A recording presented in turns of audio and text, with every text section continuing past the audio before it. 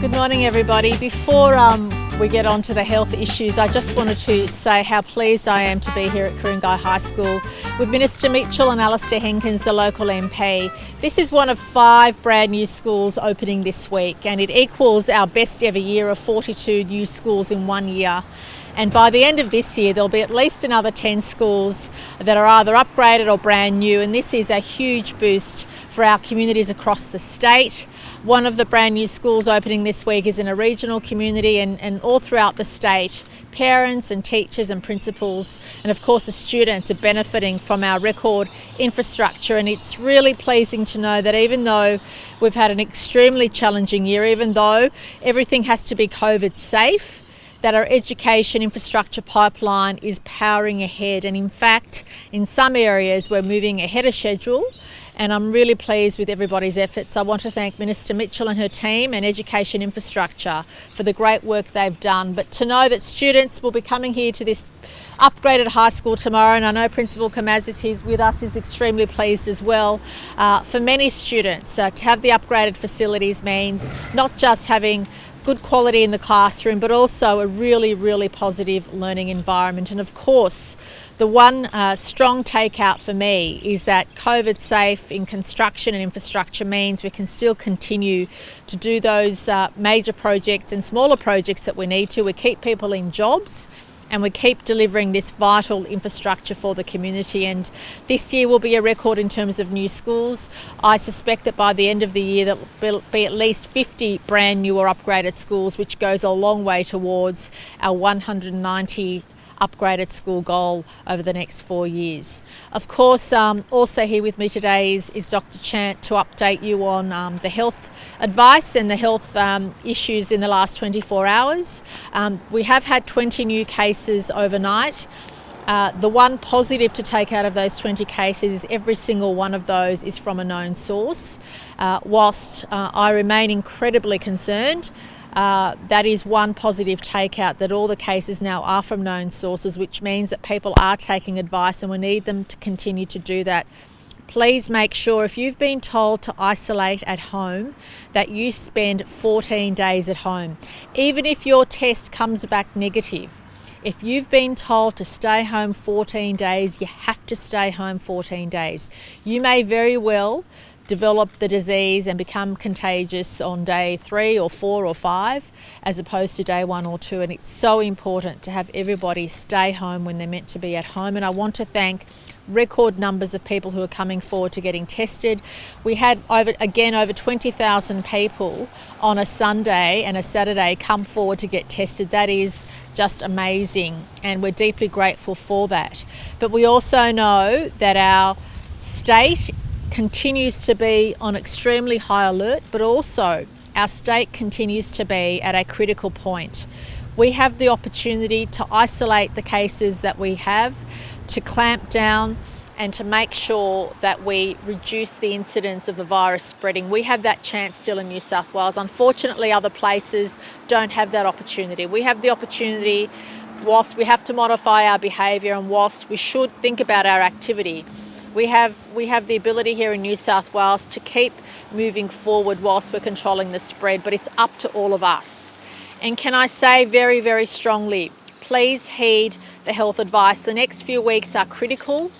Please avoid large crowds. Please think twice about going into any place which has crowds in it, even when you're socially distancing. And as the advice has been provided in New South Wales, if you cannot guarantee social distancing where you're going, if you cannot guarantee that people will around you respect that social distancing, you must consider wearing a mask. But so long as you can maintain social distancing, you can go about your day, but please minimise what we call non-essential travel. Don't go to locations where you know there's going to be crowds. Don't do those things that you might do when it's not a pandemic. We are in a pandemic, and the next few weeks are critical. If we get through the next few weeks and the next month, we will have confidence that we can keep moving forward in New South Wales. But as you know, we're dealing with a number of factors here. We're dealing with potential seeding from Victoria. We're dealing with the fact that people were more mobile during the school holidays, and we're dealing with the fact that restrictions were considerably eased. So those three things make this a very critical period in our state, especially as we try and control or at least identify all of the seeding that may have occurred from Victoria. And that's why it's a really critical time. So now I'll ask Minister Mitchell to give a quick update on schools. Mr Henskins will say a few words on his community, and then Dr Chant will give us a detailed health report. Thank you, Premier. Good morning, everybody. So very excited to be back for the beginning of Term 3. We'll have students coming into the classrooms from tomorrow, and at 5 of our schools across the state, including here at Ku-ring-gai High School, coming into brand new facilities. Here we've got 15 new classrooms, a fantastic new performing arts centre, $15 million invested right here in this local community. And as the Premier said, that brings our total of school projects so far this year to 42. That matches what we did last year. And we've got more than a dozen to roll out throughout Term 3 and into Term 4 as well. So really exciting to see that significant infrastructure investment taking place right here in New South Wales. Of course, we're happy and excited to have our students back for Term 3. Certainly, we are still saying to parents that if your children are unwell, you do need to keep them at home. We don't want kids coming in who might have a mild cold or a sniffle. It's very important that we continue to be vigilant, that we follow the health advice, and that any students or staff who are unwell need to stay at home. And we'll continue to have those extra measures in place in our school communities that we brought in last term. The additional hand sanitisers and hygiene products, the additional cleaning throughout the day. We know that our schools are well prepared to manage throughout this pandemic. We saw that in action in Term 2. I know that that will be the case in Term 3. We are ready to respond, and I just want to thank all of our parents and our school communities for the amazing job that they did during Term 2. I hope they all enjoyed the break, and excited to have everybody back for Term 3. So in terms of the update, there were 20 new cases of COVID were diagnosed in the 24 hours to 8 p.m. last night, bringing the total number of cases to 3,399. There were 21,167 tests undertaken, and thank you very much to the community for coming forward. There's currently 96 people being treated by New South Wales Health, and 2 are in intensive care. 1 is requiring a ventilator. I'd also like to highlight that one of those cases in intensive care is actually a person in their 30s. And I think it's always important to highlight that, because often we tend to say this disease affects the elderly, and it does on average, but there still will be young people that are impacted, and it is a call out to everyone to take this COVID-19 very seriously. Of the 20 new cases, we have 3 people who are contacts of cases linked to the Crossroads hotel cluster. We have 8 people who are associated with the Thai Rock restaurant in Stockland Mall, Wetherill Park, including 4 who attended the restaurant and 4 close contacts.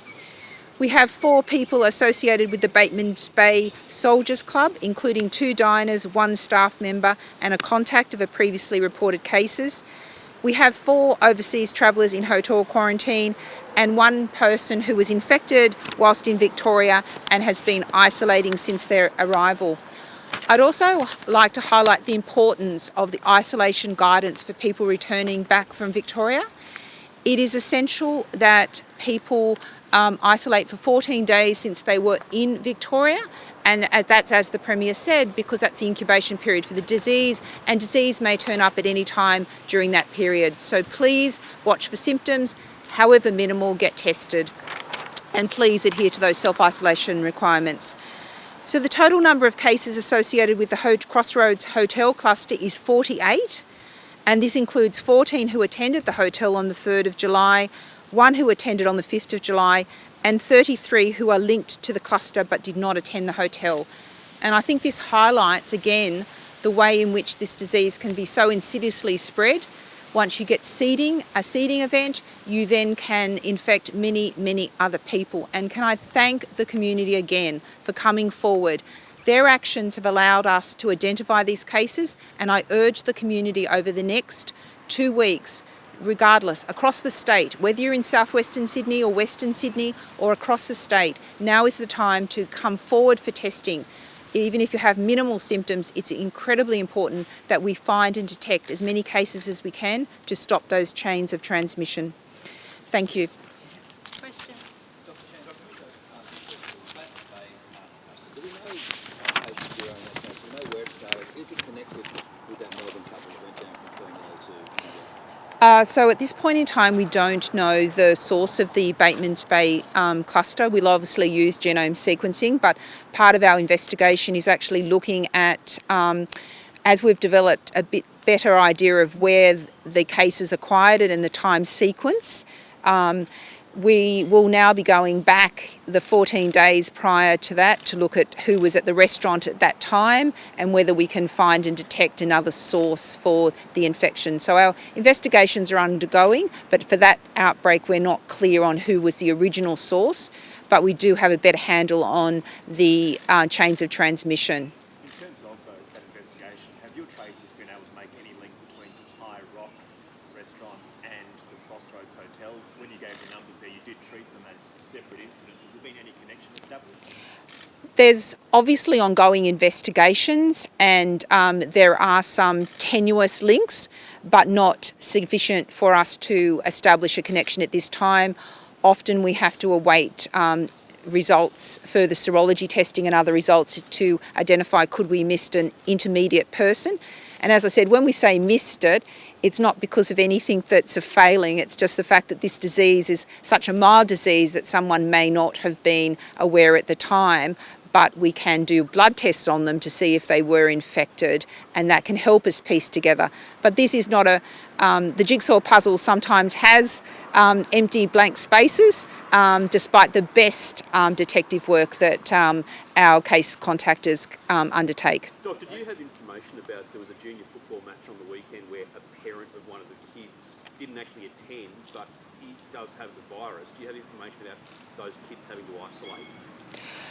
So if that person, I'd be happy to look into the circumstances, but the general situation is that if it's a contact of a case or a person with the virus, they are required to obviously self-isolate, and then if anyone is a close contact of that case, they are required to self-isolate for 14 days. So we need to look at the sequence, but clearly that is the requirements around cases and contacts. With schools going back this week, is there any plan for inter-school activities which are due to start up again, music, sport? Is there any plans to reintroduce restrictions on that, or are they still scheduled to go ahead? We're working with Education Department, and it's been pleasing to see the strong COVID-safe practices. Obviously, we'll review and work collaboratively with education and adjust the advice as necessary, but at the moment we're very confident in the social distancing and the hygiene measures that have been put in place. And we do urge parents at this time, as they're dropping off their children, again to adhere to the guidance from the schools around the kiss and drop sort of way of approaching that, and ensuring no congregation of adults outside the school premises. Yesterday there was advice that came out about to consider wearing face masks in public for New South Wales Health. Why is that now necessary? So New South Wales Health has been pretty consistent with the national advice, which is where you can't socially distance, face masks are prudent. The role of face masks is, we know that people are symptomatic. Before they get symptoms, they are infectious for approximately 48 hours. And so individuals may be actually infectious and out and about. And the idea of the face masks is that if people are occasionally coughing or sneezing, then they could be infecting others, and the face mask provides a shield. So the face mask in the end provides a defence more for other people than yourself. And in circumstances where you can't socially distance, New South Wales Health has consistently messaged that face masks are a reasonable action to take. But we wouldn't want to see face masks as a silver bullet. And it's important to say, I describe it as sort of the 4 lines of defence. We need social distance. First of all, don't go out and about when you're sick. Stay at home, get isolated and get tested. The second is very much around social distancing and adhering to social distancing, and also making decisions about how you move about so that you can maintain that social distancing. Hand hygiene's the third, and face masks are complementary. They are an adjunct, and an important adjunct, particularly in circumstances where you can't socially distance, or If you are unwell and are seeking health care, then certainly putting on a face mask at that time as you go and seek care, and immediately identifying that you have COVID symptoms when you attend that healthcare practice is essential. But just in terms of just going to the supermarket or a shopping centre, should be any of us here be wearing a face mask? I think it depends on your local supermarket. Depends on the time you shop and whether you can maintain that social distancing. Every supermarket, I'm just reflecting on my local ones. I've got a number of supermarkets that have got excellent social distancing. I wouldn't feel that I could maintain my 1.5 in all of the interactions. It's a personal choice, but we are saying that it is an important adjunct, and also our advice may even strengthen if we got evidence of broader community transmission. Obviously, in those settings, that's something that we'd more strongly encourage the use of face masks. But it's important that people all play a part, and where you can't socially distance, it is important that you consider using face masks. Schools are very confined places. Should parents think about sending their kids to school with a face mask? Look, again, it's a personal decision. The schools have put in lots of places where we maintain social distancing. We've never said that children can't transmit to each other, but children on average are not the drivers of infection, so that's a factor that parents need to weigh up. Also, the compliance issues with face masks. So one of the other things, if people are going to wear face masks, they need to have them affixed to your nose and mouth. There's no point if they're hanging off. They can actually pose a risk if you've coughed or sneezed into your face mask and then you discard them on surfaces. And so these are the practical considerations with face masks, and really it's a matter for parents. But at this point in time, we're not recommending that students are sent to school with face masks. With 7.5 million residents in New South Wales, if we need to go down the path Victoria's gone down, how are we placed in terms of stockpiles and supply of masks? We certainly have a large number of surgical masks, but as you've seen in Victoria, they've gone to recommend, where you can't use surgical masks, cloth masks. And again, cloth masks can stop droplets. They're not good with aerosols, but this virus is predominantly spread through that droplet brood. But again, our advice is, we need a multi-pronged attack to this virus. We also know that it's not practical. Some of the settings where we've seen transmission occurring is often in eating or drinking venues, and the practicality of wearing masks in those settings. So mask wearing is an important adjunct, but it is not a silver bullet, and we need to make sure that we modify all our behaviours. You highlighted in your numbers a 30 man in his 30s in intensive care. I don't think I gave the gender, but a person in their 30s. Sorry, person in their 30s. Okay, well that may answer my next question. You haven't provided any details about whether this person has any other underlying conditions and if they are linked to a known cluster. So that person is linked to a known cluster. As I said, all the 20 cases were linked to known clusters. We'll provide that information. It hasn't been brought to my attention. I suppose I give it as an illustrative example that whilst we always talk about the more severe impact on elderly, it is a numbers game, and if young people are infected with COVID, a small number of them will actually have severe outcomes. We have great clinicians, and generally they have a good prognosis, but I think it is a warning that even young people can end up in intensive care with COVID-19. Premier, the health minister last night announced significant changes with the border with Victoria. At the other end of the state with Queensland, there are still very long delays of people travelling between various towns in the Tweed. Are you looking at maybe making an adjustment to the border around the Tweed? Well, in relation to the Queensland border, New South Wales has always had open borders with Queensland, and that's an issue for the Queensland government. But can I say that even though I've heard media comments from the Queensland government in the last 10 days on this issue, it's only this morning that I got a very short text from the Queensland Premier about the matter, and obviously we're happy to engage, but I'm happy to consider all options except I do not believe at any stage that we should move the border. If anything, the border should be moved north. There is zero infection in northern New South Wales at this stage, and certainly we'll do the right thing by residents on both sides of the border. But I have no intention of changing things as yet. I'm unclear as to what the Queensland government's asking us to do because they've not communicated that yet. I've heard through the media that I'm receiving a letter, so I look forward to that letter. Just on the outbreak in southwestern Sydney and schools going back, are there any plans to add in extra precautions to schools there over the past? Yeah. Well, certainly the health advice has been consistent about southwest Sydney and in broader communities, and that is for all of us to restrict anything that is non-essential for the next few weeks. So let's consider avoiding crowds, consider making sure, extra sure, that we keep our social distance, but also that the mildest symptom requires us to go get tested and stay home until otherwise advised. So it's really important for us to go that extra mile. I tend to be a cautious person, so I'm definitely going the extra mile, and I want others to consider that as well, because this is a time when it's very critical for our state.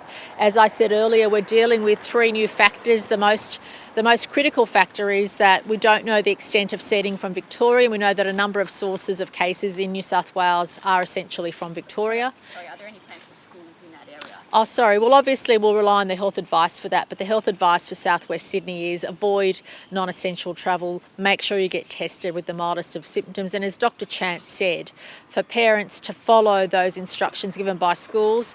Most schools, every school that I know of, prevents parents from even coming onto the campus and making sure children are dropped off outside. But also consider how your children are getting to school and how you're managing them when they are at school. And please, I don't want to hear of examples of people turning up to work when they've got symptoms. You shouldn't be at work if you've got symptoms. You shouldn't be interacting with others if you've got symptoms. That is a huge no-no, and we encourage everybody to also limit their behaviour or activity in the next few weeks, especially around large crowds, whether it's going about your daily business or whether it's hoping to socialise with others. Please limit your exposure and that of your family. The next few weeks are absolutely critical for New South Wales. Under the circumstances, we are holding the line. Under the circumstances, we're doing okay, but it hasn't reduced my level of stress or concern. In fact, I'm as stressed and as concerned as I was 10 days ago or 2 weeks ago, and I don't want us to go down a track where we see suddenly a doubling or tripling of cases. That is not good for New South Wales and not something we want to face. But we do have the chance to really get ahead of the virus, to control its spread. If all of us take those extra steps the next few weeks, we don't necessarily need to change the law for people to monitor their behaviour. So I'm appealing to everybody, even though we've put in extra measures which come into effect from Friday, we're asking people to go above and beyond that, to consider their actions, consider their movements in the next few weeks, given how tenuous the situation is in New South Wales. But to date, Dr. Chant, myself and the whole team have been overwhelmed with the response we've had from people coming forward and getting tested. To have more than 20,000 people on Saturday and Sunday each day come forward and get tested is an amazing result and really speaks volumes about the community. But can I stress again, if you look at where the cases are emerging and where they're being identified, they're in those high-risk areas. It's what the health advice has been saying, and it's what our government has been doing in terms of limiting restrictions. Indoor events with large numbers of people are high-risk activity. Normally they're not, but in a pandemic, they are high-risk activities. Avoid high-risk activities everywhere possible. Do not subject yourself and your loved ones to those high-risk activities.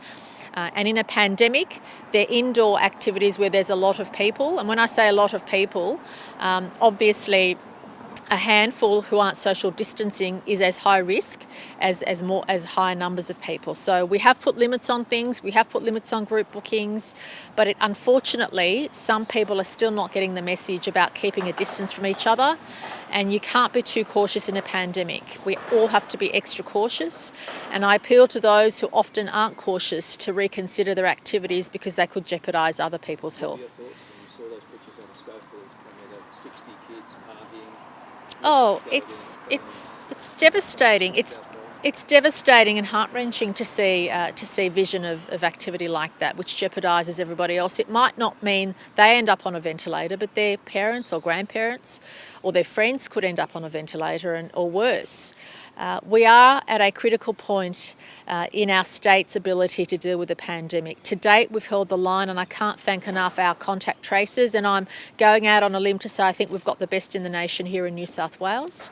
And I also want to say how pleased I am with the way in which the vast majority of people have come forward to get tested. But all of us have to really think about what we're doing the next few weeks. The next few weeks are absolutely critical.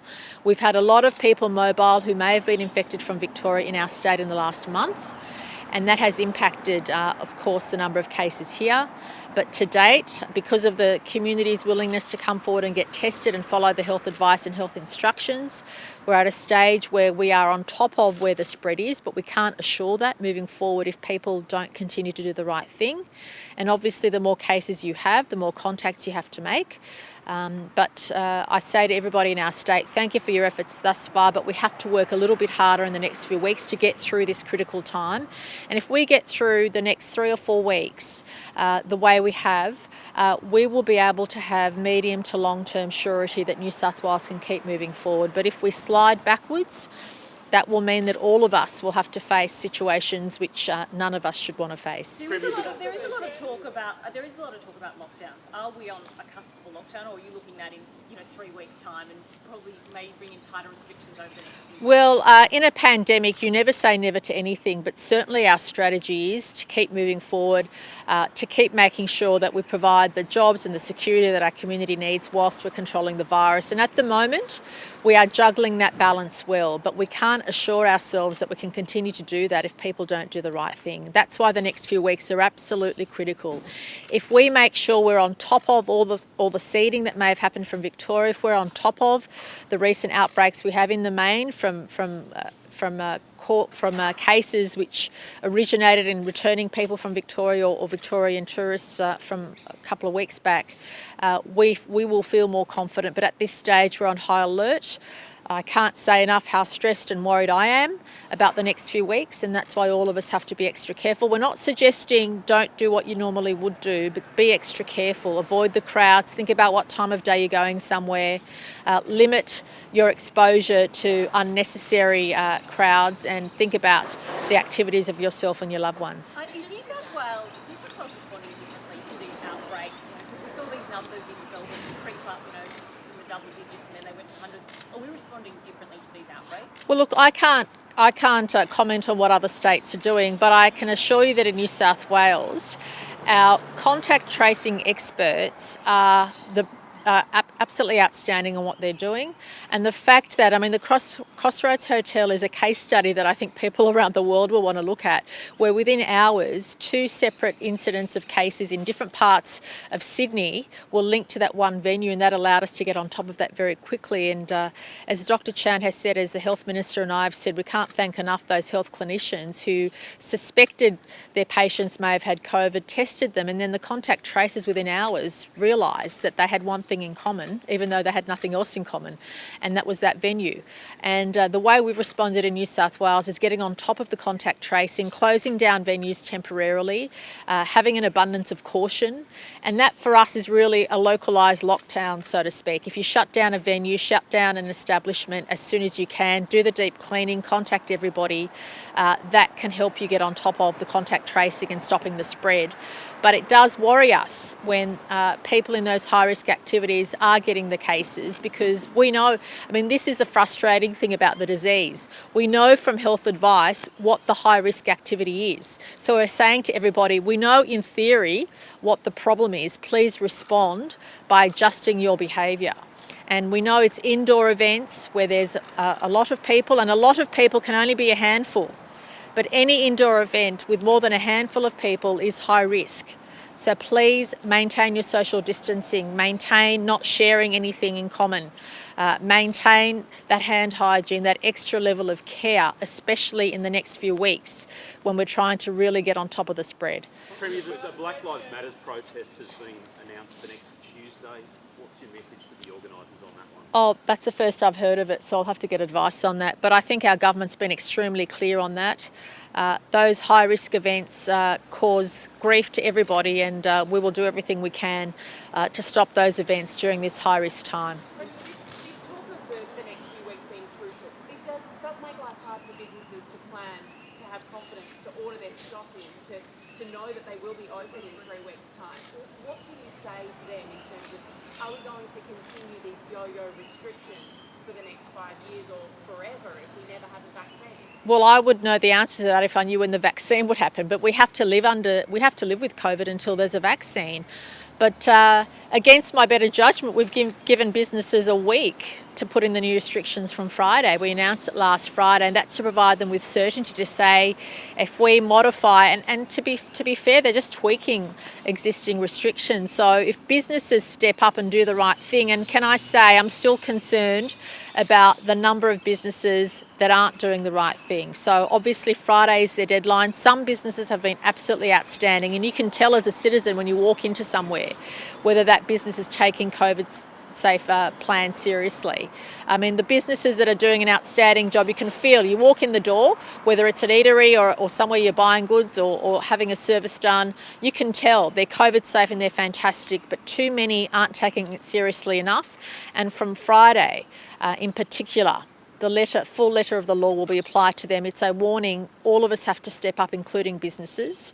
This isn't about making that extra dollar. This is about keeping people safe and employing jobs and keeping food on the table for everybody. So it's about getting that balance right. We've provided as much certainty as possible in New South Wales, and I don't think my language can be any stronger. We don't want to go down the path of Melbourne and Victoria. We're doing everything we can to keep business continuity, providing certainty, and in fact giving a week notice is ample certainty for business. And I ask every business to step up. It's not that hard to be COVID safe, but we'll also ensure that you keep being in business. The last thing you want to do is have to shut down your venue because something hasn't been taken care of the way it should. And worse still, we don't want to be in a situation as Melbourne is where businesses are significantly closed for a period of time. That was the last question 3 questions ago, but this is really the last question. Yep. At the moment, the current health orders say you can have up to 20 people in your home. You said a handful is safe. Previously, we've been told 10 is a safe number.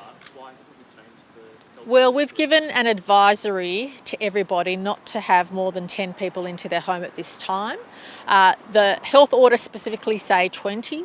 But we appreciate that if it's 11 or 12 with children, we appreciate those complexities. But the health advice at this stage is, given the criticality of where we're at, you shouldn't really have more than 10 people into your home at once.